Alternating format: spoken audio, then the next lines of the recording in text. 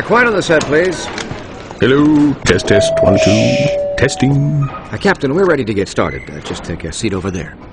So I thought we could start with the whole I did my own stunts angle and sort of roll into my method for accomplishing this brooding stare. Yes, we'll get into that in a second. But first, could you comment on the disappearance of Clank?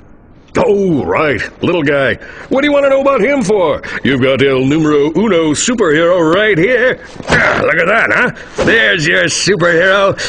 You can't see it, but there's a tribal tattoo under there. That's nice, but if you could just give us your version of the events. I'm sorry. I thought we were here to talk about my new holo film, My Blaster Runs Hot. I mean, I wouldn't even be able to tell a story without some sort of visual. Do you have any crayons?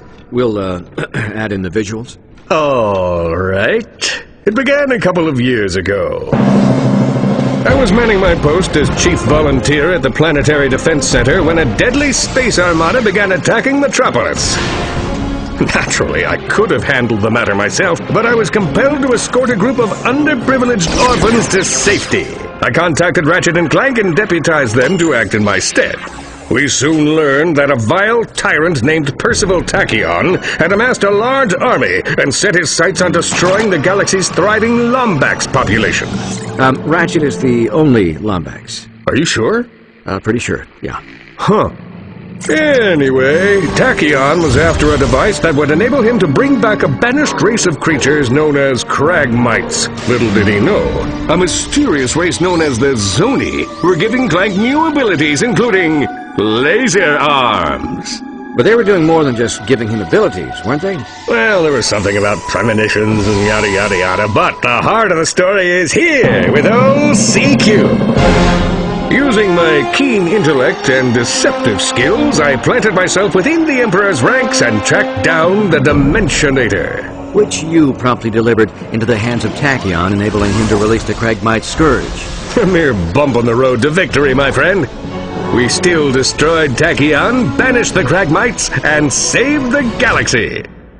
But then, in a shocking final twist, the very beings Clank claimed to have aided him snatched him from the Apogee space station, never to be seen or heard from again. Well, that's not necessarily true. Ratchet discovered his location in an uncharted system on the edge of the galaxy. His capture had been orchestrated by Dr. Nefarious. Oh, yeah, I heard about that.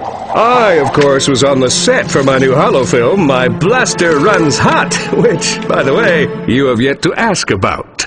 One of the greatest heroes in the universe. Your colleague is captured by your nemesis, and you stay behind. Didn't you hear the call to arms? Of course I heard it.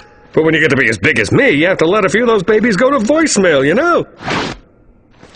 Kidding. Ha, had you for a second. Of course I'm going to help Clank. Me and Ratchet planned this whole thing. Hello? Call to arms? Just kidding. It's my assistant. Raoul, fire up the ship and call Ratchet. I've got a hero to save.